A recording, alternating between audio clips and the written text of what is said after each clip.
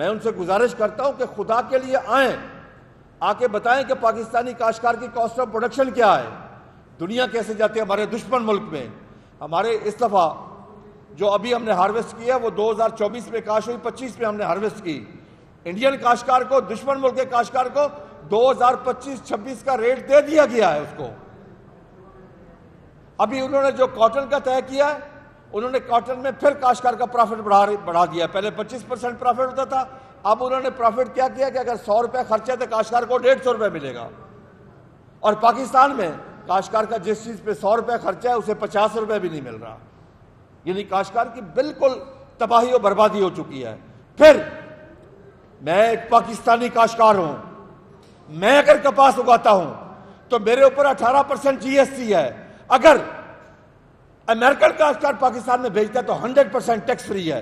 میں حکومت سے پوچھتا ہوں، آپ ہمارے لیے کام کر رہے ہیں، یہ باہر کے کاشتکاروں کے لیے کام کر رہے ہیں؟ آپ امریکن کاشتکار، برازیل کے کاشتکار کے لیے کام کر رہے ہیں، اپنے کاشتکار کا گلا دبوچ رہے ہیں، آپ اپنے کاشتکار کے ساتھ سراسر زیادتی کر رہے ہیں آپ، لیکن باہر کے کاشتکار کو اکاموڈیٹ کر رہے ہیں۔ یہی وجہ ہے کہ آپ 1,47,00,000 سے بیل سے کم ہو کے آپ 50 لاکھ پہ آ گئے ہیں۔ وجہ کاشتکار کو ریٹ نہیں ملا۔ آج آپ امپورٹ کتنی کر رہے ہیں؟ آج آپ کی امپورٹ بل 10 سے 12 بلین ڈالر ایگریکلچر کی پڑی، اس کا باہر سے جو آپ امپورٹ کر رہے ہیں۔ اس کی وجہ ایک ہی ہے کہ پاکستان میں زراعت آپ کی ترجیحات میں نہیں ہے۔ چاہیے تو یہ تھا کہ حکومت فوری طور پر زرعی ایمرجنسی نافذ کرتی پاکستان میں۔ پاکستان کے زراعت کے کاروبار اس وقت نہ باعزت ہے نہ منافع بخش ہے۔ اس وقت بالکل ہی ہر لحاظ سے کاشتکار نقصان میں جا رہا ہے، یعنی وہ اگلی فصلوں پہ خرچ نہیں کر سکتا۔ کلائمیٹ چینج آ گیا، کلائمیٹ چینج نے بھی کاشتکار کو نقصان پہنچایا۔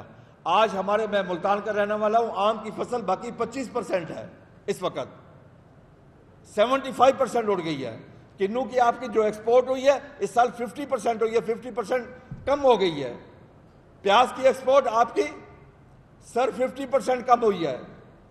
اسی طریقے سے مکی کی ایکسپورٹ 87% کم ہوئی ہے، اور کاٹن کی امپورٹ آپ کی اس دفعہ 348% اضافہ ہوا ہے اس کی امپورٹ میں۔ یہ ملک کیسے چلے گا اگر امپورٹ ایکسپورٹ کا ڈیفیسٹ بڑھتا ہے؟ کیا آپ کے پاس ڈالر ہیں کہ آپ ہر چیز باہر سے منگوائے؟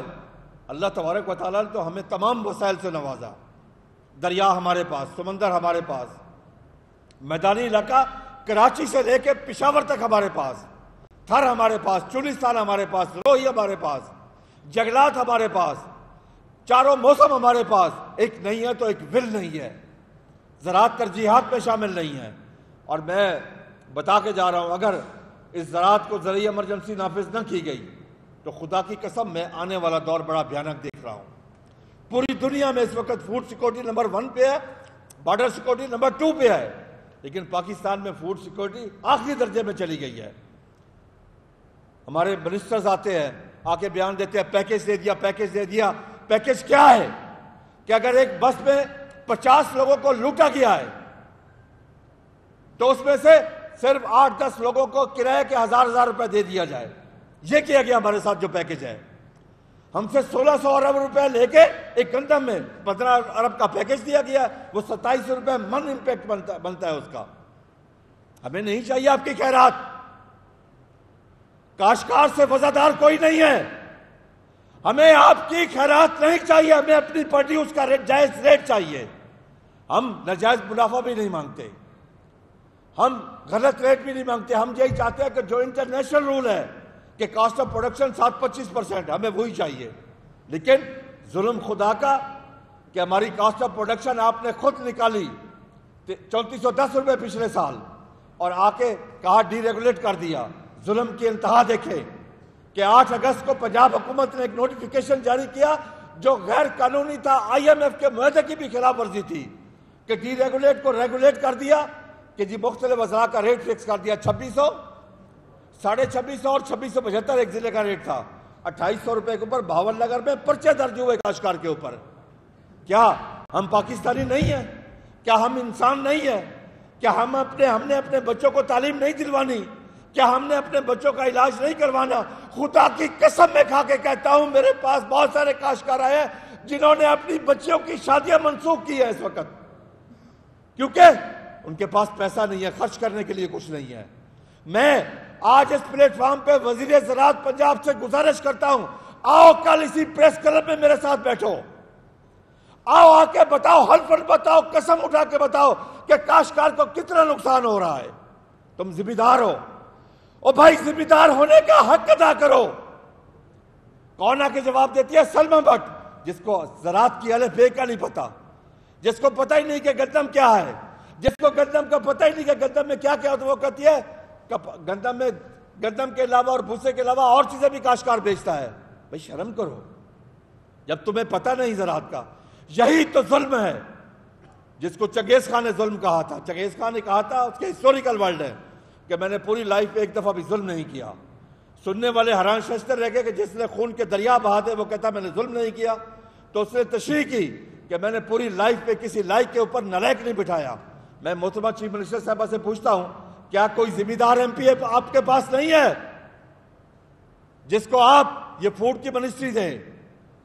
آپ ایک خاتون کو جو ڈائریکٹ الیکٹ بھی نہیں ہے، کوٹے پہ آئی ہے، شہری ہے، جس کو زراعت کا پتہ ہی نہیں ہے۔ یہی ظلم ہے ہمارے ساتھ سب سے بڑا، کہ جس لیے زراعت تباہ ہو رہی ہے۔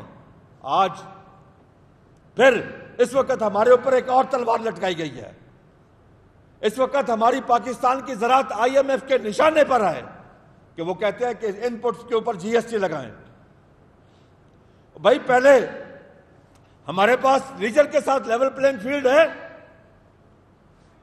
اگر انڈین کاشتکار کو یوریا ملتی ہے پاکستانی روپیز میں 1000 روپے کی، ہمیں مل رہی ہے 4500 روپے کی۔ انڈین کاشتکار کو ڈی اے پی ملتی ہے پاکستانی روپیز میں 4000 کی، ہمیں مل رہی ہے 13000 روپے کی۔ انڈین کاشتکار کو ڈیزل ہاف ریٹ پہ ملتا ہے۔ انڈین کاشتکار کو بجلی مفت ہے، ہمیں بجلی 50 روپے یونٹ مل رہی ہے، ڈیزل فل ریٹ پہ مل رہی ہے۔ انڈین کاشتکار کو سپورٹ پرائس ملتی ہے ہر فصل کی، ہمیں کسی فصل کی سپورٹ پرائس نہیں ہے۔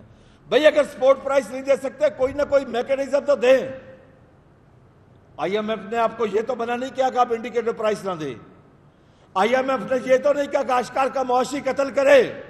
آئی ایم ایف نے آپ کو یہ تو نہیں کہا کہ غریب کاشتکار 2 ایکڑ 4 ایکڑ کے کاشتکار سے 3400 روپے اس کی کاسٹ اور 2100 2019 میں اس سے گندم زبردستی چھین لے۔ کیا اس کا جینے کا کوئی حق نہیں ہے؟ کیا آپ نے کسی اور چیز کا ریٹ کم کیا ہے؟ چینی کا بتاؤ کیا ریٹ ہے، مرغی کا بتاؤ کیا ریٹ ہے۔ میری مکی تو 4000 والی 2000 پہ آ گئی، تو پھر مرغی کا ریٹ بھی 300 سے 200 پہ آنا چاہیے، تو وہ 800 پہ چلے گا۔ کیوں؟ وہ پاورفل لوگ ہیں۔ کسان پاکستانی نہیں ہے، کسان انسان نہیں ہے، اس کے کوئی جذبات نہیں ہے، اس کے بچے نہیں ہیں۔ آج کسان کو رات کو نیند نہیں آتی۔ جو کاشتکار آپ کے لیے سال کے 365 دن کام کرتا ہے، جو کاشتکار جب گندم کو پانی لگاتا ہے تو رات کو کورے میں سردی میں ننگے پاؤں سے نہیں پتہ ہوتا کہ بچھو ہے سانپ ہے، وہ جاتا ہے بے دھڑک ہو کے آپ کی خدمت کرتا ہے، فوڈ سیکورٹی کا ضامن بنتا ہے آپ کا۔ اس ملک میں ہر چیز پیدا کر کے دینے والے کو، وہ چاہے گوشت ہو، فروٹ ہو، سبزی ہو، دال ہو، گندم ہو، کپاس ہو، چاول ہو، ہر چیز پیدا کر کے دینے والے کو پاکستان میں لقب کیا دیا جاتا ہے؟ پینڈو اور گوار کا۔ یہاں ہمیں تھرڈ ریٹ شہری سمجھا جا رہا ہے اس وقت۔ آج زراعت بالکل تباہی کے دہانے پر ہے، اور اگر ان پٹس کے اوپر جی ایس ٹی لگ گئی تو خدا کی قسم میں کھا کے کہتا ہوں پھر ہماری جگہ پہ زراعت کے جنازے پڑھائیں گے اور کلخانی پڑھائیں گے، کیونکہ زراعت کا اینڈ ہو جائے گا اس ملک میں۔ فیزیبل نہیں ہے، پھر ممکن نہیں ہے کوئی کاشت کر سکے۔ کیا آپ نے صرف امریکن کاشتکار کو اکاموڈیٹ کرنا ہے؟ یہ کس لیے کیا جا رہا ہے کہ امریکہ چاہتا ہے کپاس کی، سویا بین کی منڈی ہو پاکستان۔ دنیا میں کوئی ملک ایسا مجھے بتا دے جہاں پہ امپورٹ ڈیوٹی فری ہو سوائے پاکستان کے۔ دنیا ساری بیوقوف ہے، اور جناب آپ عقل مند ہیں۔ دنیا ساری کہ نمبر 1 ترجیحات میں زراعت ہے، اور آپ نے زراعت کو تباہ و برباد کر کے رکھ دیا ہے۔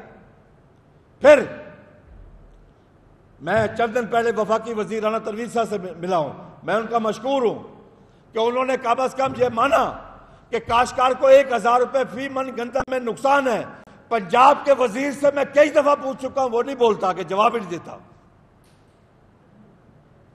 मैं बार बार आपके फोरम पे उनको दावत देता हूं कि आके कम से कम इस कौम को बताएं कि काश्तकार को कितना नुकसान हो रहा है।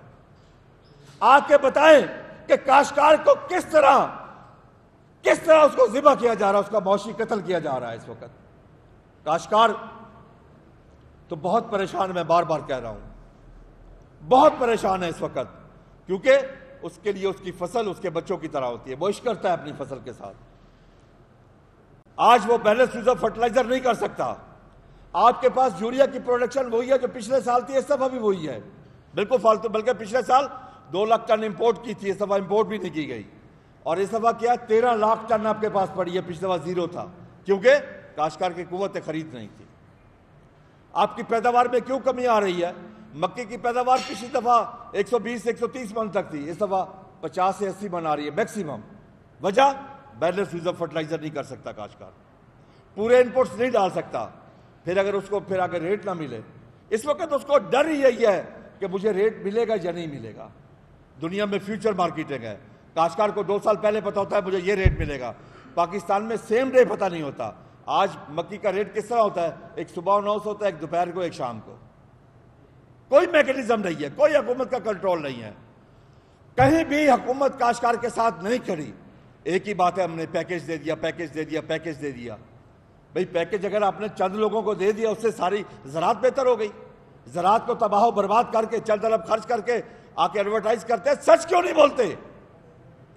आके कौम को क्यों नहीं बताते कि काश्तकार बिल्कुल तबाह बर्बाद हो गया, ज़राअत तबाह हो गई है?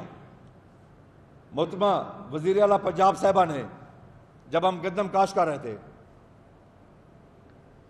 तो मुख्तलिफ जलसों में फरमाया कि काश्तकार भाइयों, मेरे प्यारे काश्तकार भाइयों, गंदम बेधड़क होके काश्त करो, मैं तुम्हारे साथ हूं, तुम्हें नुकसान नहीं होने दूंगी, तुम्हारा प्रॉफिट मैं इंश्योर करती हूं। वो बात कहां गई? इन्ना लिल्लाहि व इन्ना इलैहि राजिऊन। एक बच्चे ने झूठ बोला अपने बाप से, तो बाप ने कहा बेटा इस बात का अफसोस नहीं, तूने झूठ बोला है, अफसोस इस बात का मेरा तुमसे एतमाद उठ गया। आज काश्तकार किस पे एतमाद करे अगर चीफ एग्जीक्यूटिव पंजाब अपना वादा पूरा ना करे?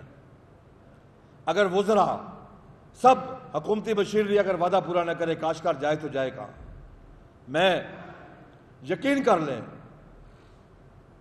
हाथ जोड़ के हुकूमत से गुजारिश करता हूं, मिन्नत करता हूं हुकूमत की, खुदा के लिए इस काश्तकार को बचा लो। आपके पास सिवाय ज़राअत के और कुछ नहीं है। अगर आपकी पिछले साल टोटल एक्सपोर्ट $30 बिलियन की थी, उसमें $20 बिलियन सिर्फ कॉटन का था, $4 बिलियन आपका सिर्फ आलू का था। अगर $2-3 बिलियन और मिला के आपके पास बाकी बचता ही क्या? $2-3 बिलियन बचता है एक्सपोर्ट में ज़राअत के अलावा। आपके पास ज़राअत के अलावा कुछ भी नहीं है। IMF के कहने पे, अमेरिका के कहने पे अपनी ज़राअत को बर्बाद ना करो। अगर इस ज़राअत तबाह हो गई तो फिर क्या होगा? आप हर साल आबादी में एक नया न्यूजीलैंड या सिंगापुर ऐड कर रहे हैं। 50 से 55 लाख आबादी हर साल ऐड कर, एक मुल्क जितनी आबादी ऐड कर रहे हैं।